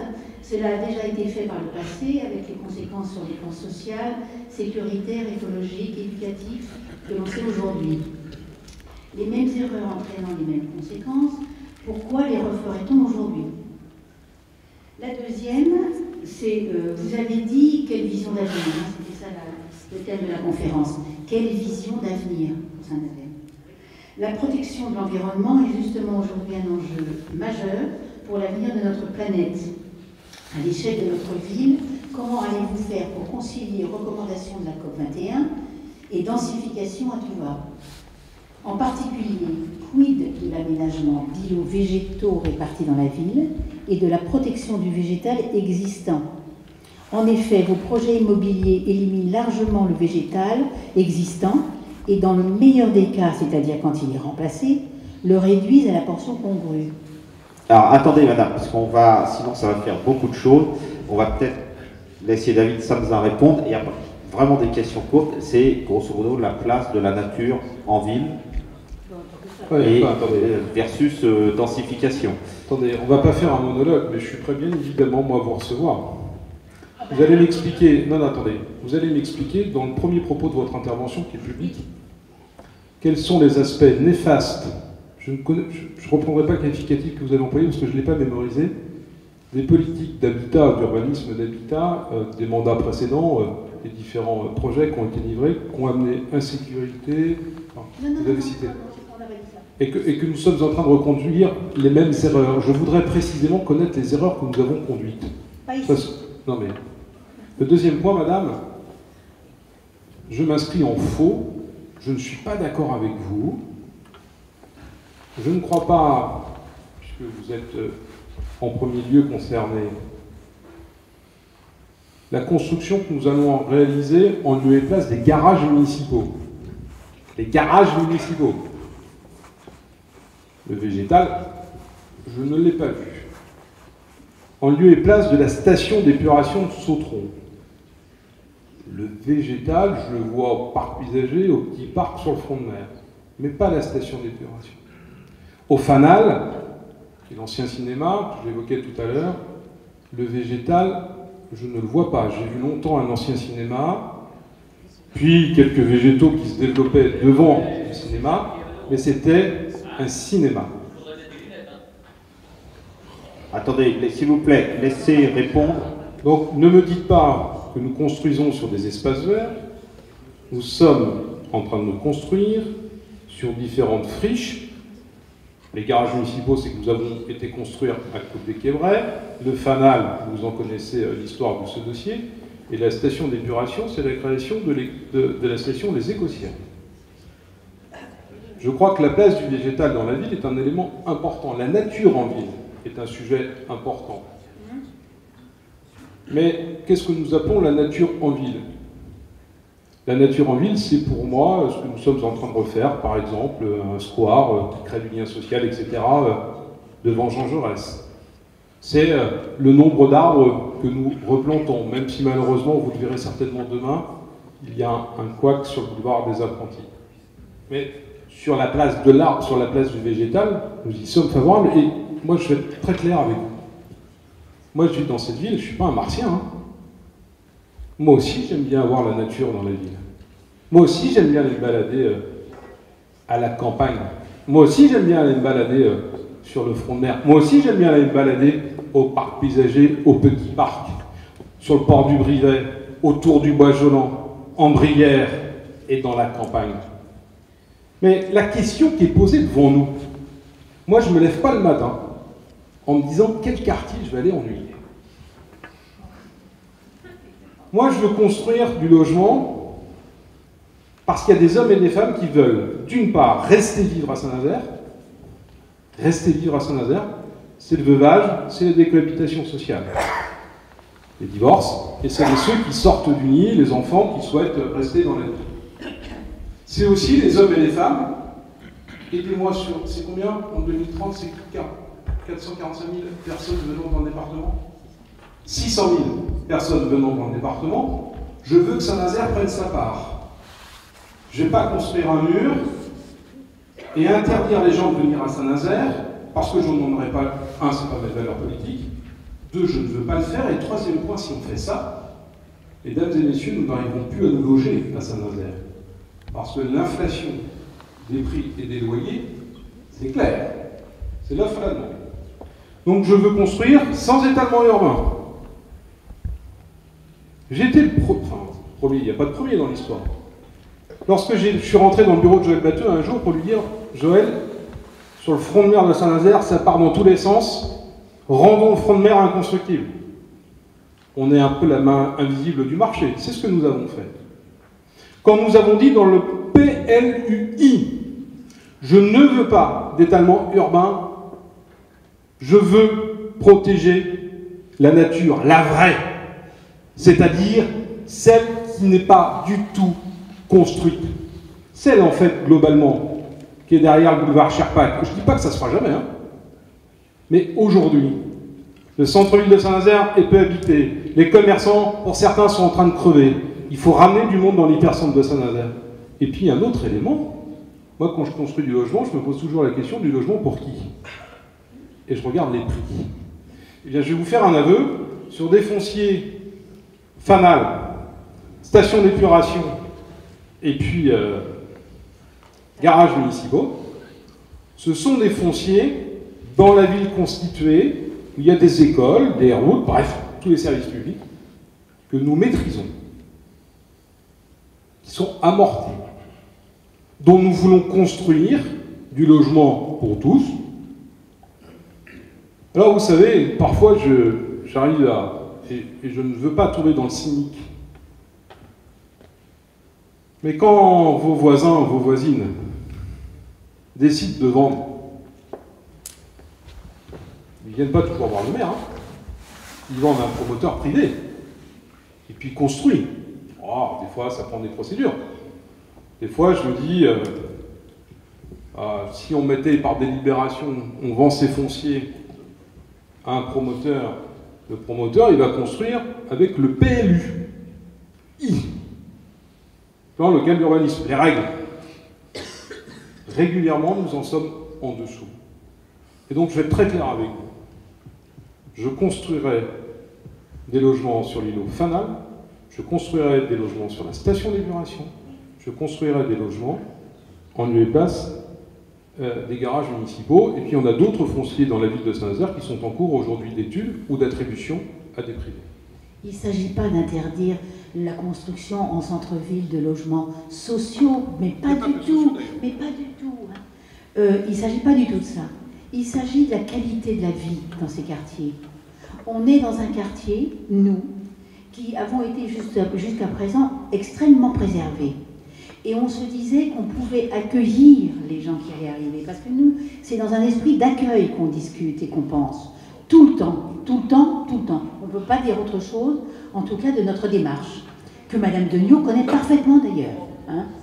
On attend un rendez-vous depuis 1 mois et demi avec le paysagiste et l'architecte, par exemple. C'est quand même un dialogue qui est productif, je trouve. Je ne nie pas ça du tout. Pardon, mais Monsieur Sanzin, le maire, a proposé que vous veniez le voir pour en parler, enfin qu'on ne reste pas sur le dialogue. C'est un engagement public en plus, donc... Nous, on veut parler, en fait, on voudrait parler de concertation. Quoi, voilà. À travers ces questions, il est question de la concertation, c'est-à-dire de la question précédente. Voilà. La question précédente, elle portait sur, effectivement, cette volonté que vous avez, effectivement, de demander à la population ce qu'ils souhaitent, d'essayer de penser avec elle la ville, parce qu'on l'aime, cette ville. Voilà, on l'aime autant que vous. Bon, l'idée, c'est effectivement de conserver l'état d'esprit de Saint-Nazaire. Voilà, l'état d'esprit. Et cet état d'esprit qui est accueillant, qui est bienveillant, qui va toujours dans le sens du social, tout le monde le défend. Enfin, je ne connais personne autour de moi qui ne le défende pas. Bon. Mais on ne peut pas laisser faire des choses sans concertation, justement, parce qu'on nous refuse de dire notre avis. On ne nous écoute absolument pas. On nous impose des choses et en dernière minute, on n'a plus le temps de proposer quoi que ce soit. C'est tout ce que je voulais. Merci. On va passer au monsieur en rouge. Bonsoir, la question concerne les centres commerciaux. Vous les avez évoqués tout à l'heure en parlant des agglomérations voisines qui les développent. Vous en avez parlé ici, ça se développe aussi dans notre agglomération. Et puis vous avez fait allusion à propos des difficultés rencontrées dans le centre-ville. Et du coup, je voulais savoir quelle était votre position. Est-ce qu'il faut continuer à les développer? Est-ce qu'il faut temporiser? Enfin, quel est votre point de vue sur ce sujet? J'ai peur de... Je n'ai pas compris de développer quoi? Les zones commerciales? Les centres commerciaux, les zones commerciales. Ça, c'est une vaste question dont le législateur devrait nous doter d'outils supplémentaires.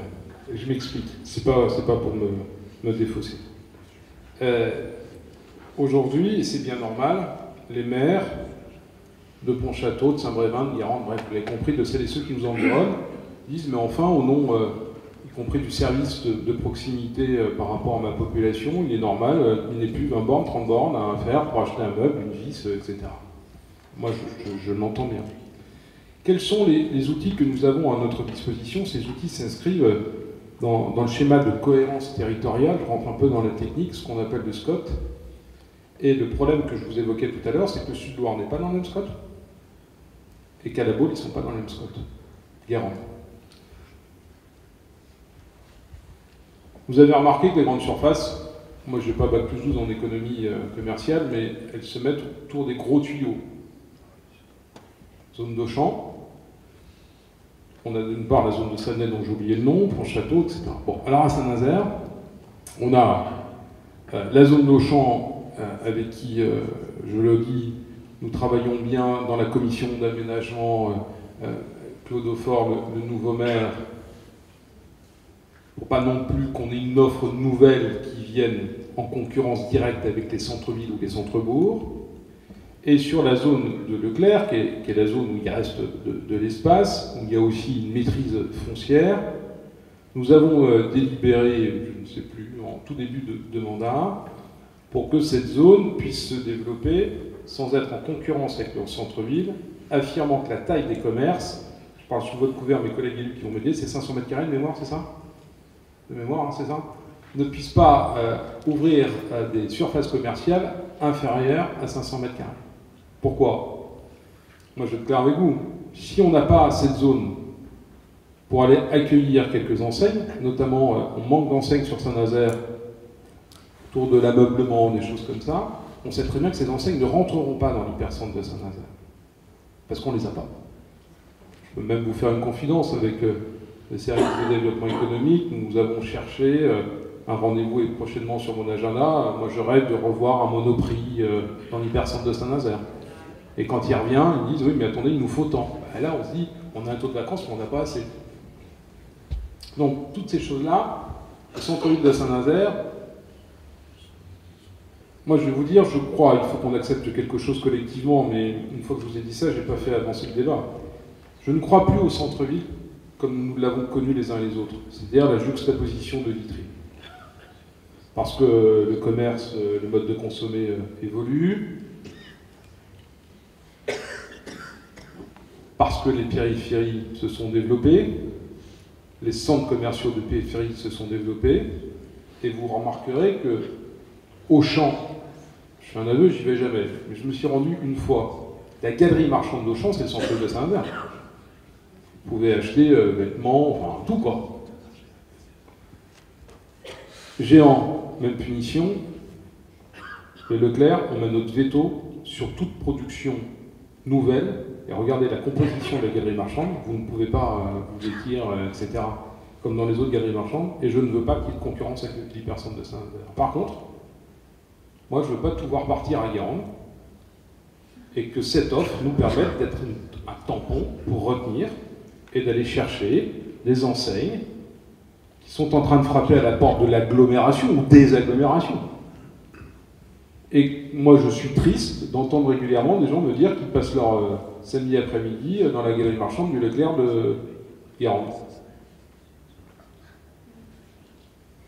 Alors le centre-ville de Saint-Nazaire, pour le développer, il faut qu'on amène du plaisir de centre-ville. C'est la qualité de l'espace public. C'est aussi des enseignes qui participent, et moi j'arrête pas de le dire. Il faut qu'on ait des enseignes qu'on ne trouve pas dans les grandes surfaces. Moi, celles et ceux qui se déplacent, quand vous vous baladez dans les centres-villes, vous avez toutes les mêmes vitrines partout, en France et en Europe.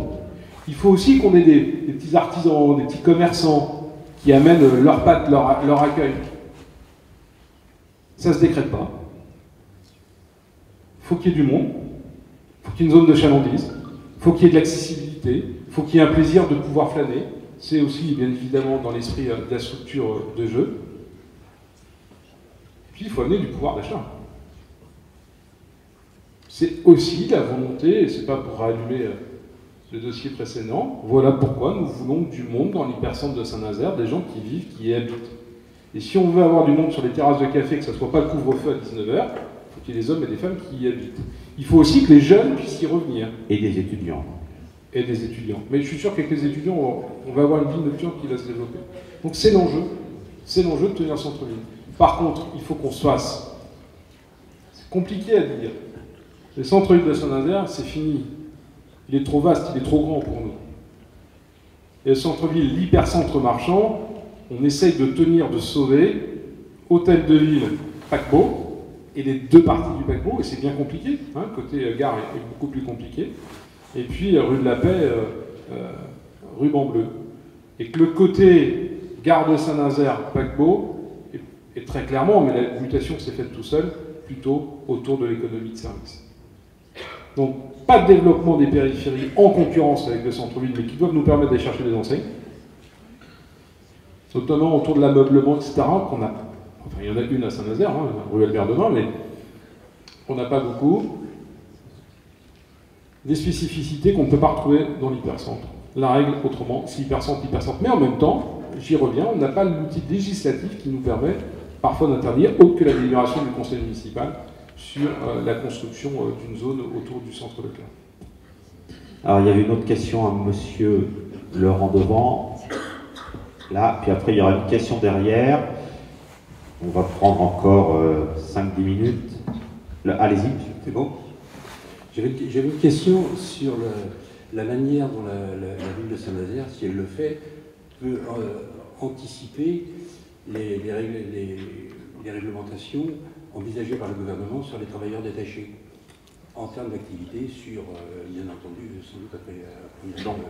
Est-ce que la ville a un quelconque pouvoir pour anticiper ce qui c'est l'accord européen sur les travailleurs détachés? Que peut le maire de Saint-Nazaire par rapport aux travailleurs détachés? Bon, sur ce sujet-là, moi j'ai pris une posture, ce que j'appelle pour ma part, vous savez, je suis socialiste et je le considère un socialiste responsable. Moi je dis au gouvernement ce qui ne me plaît pas et je dis ce qui me plaît. Je trouve que le président de la République, Macron, sur la politique européenne et sur la première victoire, c'est qu'une étape sur ce sujet-là est une réussite et elle est à mettre à son crédit. Donc ça avance. On est quand même sur un bassin d'emploi, et puis il suffit de vivre dans cette ville, dans cette agglomération, où la main-d'œuvre dite détachée est présente, importante. Je ne rentre pas dans la polémique des chiffres, dont ces chiffres sont très fluctuants si on est en phase de construction ou en phase d'armement du bateau.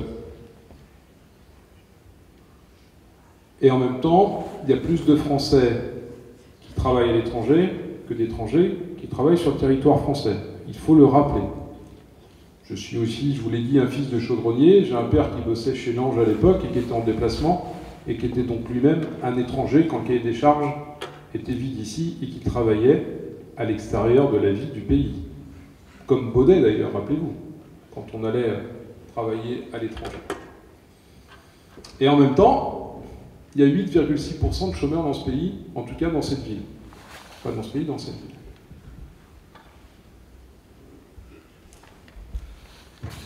Que le donneur d'ordre de rang, le donneur d'ordre, le patron, chantier, a signé une charte avec la sous-traitance. Rang 1, rang 2. Que je demande, comme je demandais dans le gouvernement précédent, beaucoup plus d'inspecteurs du travail pour vérifier que le droit du travail est respecté, et que le dumping social, il ne faut pas se masquer la réalité, il existe par certains ou par certaines.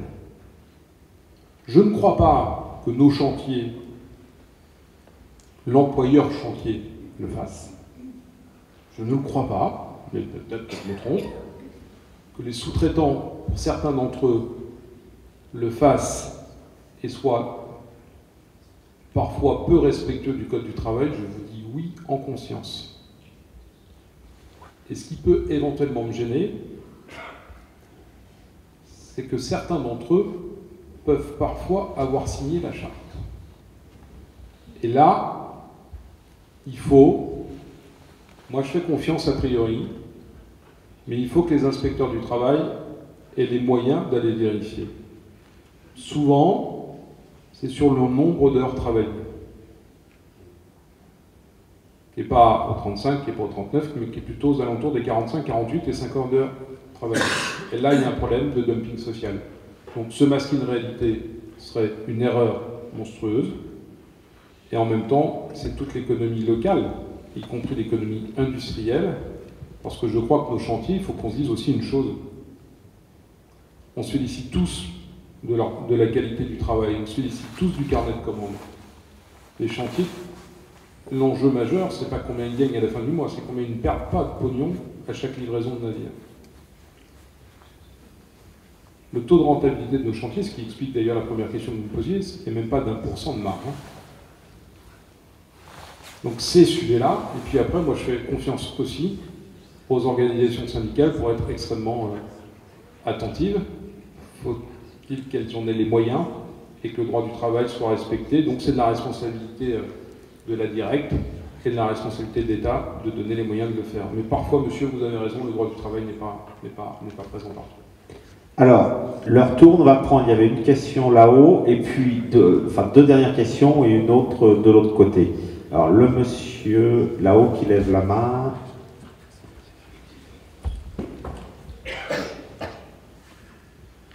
Bonsoir, je vais poser une question sur le lien entre diversité des origines et emploi. Je suis nouveau à Saint-Nazaire depuis 6 mois, j'habite Saint-Nazaire-Ouest et j'arrive de Nantes, où j'ai passé 20-25 ans dans le quartier Nantes-Beaulieu, qui est donc très riche par la diversité des origines de la population. Il y avait des écoles avec les origines des élèves de 35-40 nationalités différentes à certains moments, et on retrouvait cette diversité des origines, c'est ce qui m'a beaucoup frappé, dans les centres commerciaux, dans l'hypermarché Beaulieu. Je ne cite pas le nom. Ce qui m'a beaucoup frappé, c'est que vous aviez des hôtesses de caisse qui, on devinait qu'elles venaient du Pacifique, soit d'Afrique, soit du Maghreb, soit des pays latinos, ou récemment Europe centrale avec leur accent très roulé.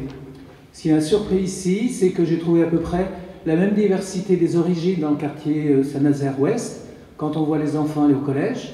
Et par contre, dans les centres commerciaux, c'est une population très blanche, partout. Vous prenez Casino, vous prenez le Super. Quelle est votre question? Ma question, quel est le pouvoir, quelles sont les possibilités d'encouragement des pouvoirs municipaux ou des conseils de développement pour que les diversités des origines soient bien représentées dans tous les milieux économiques pour une bonne cohésion sociale, sachant que dans le milieu industriel, là, on le voit bien sûr que les origines sont très diverses. Voilà. Alors, que pouvez-vous?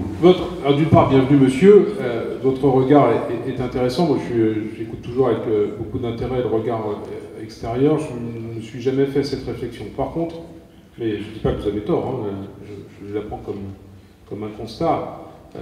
En premier lieu, ce que je peux vous dire, c'est que dans ma responsabilité d'employeur, que ce soit l'agglomération, à la ville, chez Silène, je demande à être vigilant. Alors, il n'y a pas de quota, il n'y a pas de pilotage, mais bien évidemment d'être aussi représentatif de la société tout simplement. Lorsque nous passons des gros appels d'offres, notamment ça a été le cas sur Ville Ouest, lorsque nous avons refait l'ensemble de ce quartier, ou lorsque nous avons par exemple notre centre aquatique, bref, lorsqu'il y a des grosses constructions, nous demandons, parce que nous signons des contrats, clients-fournisseurs, à avoir un certain nombre de contrats, de postes dits d'insertion, où là la diversité peut être exprimée. Pour le reste, monsieur, je n'ai aucun pouvoir dans les embauches faites chez Géant, que sais-je, autre qu'à les encourager, parce que vous avez raison. Je crois que le personnel, quel qu'il soit dans une collectivité, il est aussi le miroir de la société dans laquelle nous vivons, et que c'est aussi un élément d'intégration important. Et c'est un vœu. Alors, leur tour, on va prendre la dernière question là-haut. Le monsieur, il y avait une dame, voilà, la dame en blanc. Et après, je vois René Terrien qui va me remonter. Allez-y, madame. Bonsoir, monsieur le maire. On parle de mixité sociale. Je voudrais poser la question, la question suivante, est-ce que les espaces verts, on le voit d'ailleurs sur le front de mer, est-ce que les espaces verts ne sont pas un élément important dans le plaisir justement qu'il y a dans une ville? Et je pense que vous partagerez ce point de vue-là. Or, et là je m'inscris en faux par rapport à ce que vous disiez tout à l'heure, aucune des associations d'habitants de Saint-Nazaire qui est représentée ici ne s'est prononcée contre les constructions. Absolument pas. Le point de vue, ce qu'on veut, c'est être concerté et des constructions qui soient moins denses et dans lesquelles des espaces verts soient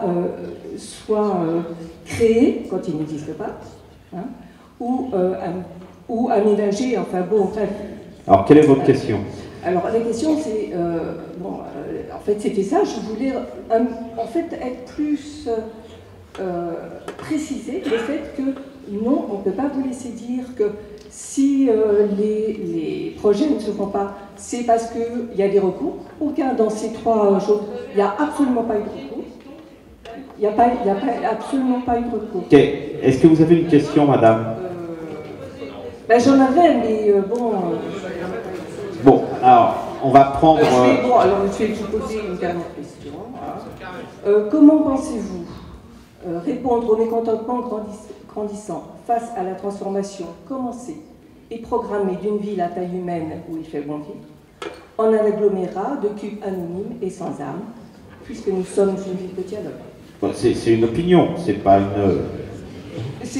Non, c'est comment pensez-vous répondre à ce problème? Moi, madame, d'une part, je n'ai pas envie de polémiquer. On est à la chef de l'agglomération. Et quand je vois les enjeux qui sont devant nous, économiques, d'environnement, de mobilité, culturelle, sportif, je trouve qu'il faut qu'on soit à la bonne hauteur. Vous aviez, de mon point de vue, vous vous inscrivez en faux, j'ai le droit de vous dire que je ne partage pas votre point de vue, c'est le respect de la démocratie. je l'ai dit tout à l'heure, il y a quand même à un moment donné des arguments que je trouve, que je juge, vous avez le droit de ne pas être d'accord avec moi, fallacieux. Oui, l'espace public. Oui, le plaisir de vivre doit favoriser justement ce lien social. Moi, je suis ravi, encore hier, de voir autant de monde sur le front de mer de Saint-Nazaire. Je suis ravi de voir autant de gamins, de parents, de grands-parents regarder le spectacle permanent du skatepark. Puis je pourrais vous citer énormément d'exemples. La nature dans la ville, je suis désolé, elle n'appartient à personne, nous y sommes toutes et tous attachés, c'est le cadre de vie. Et après, on peut prendre tous les arguments, la hauteur, la construction.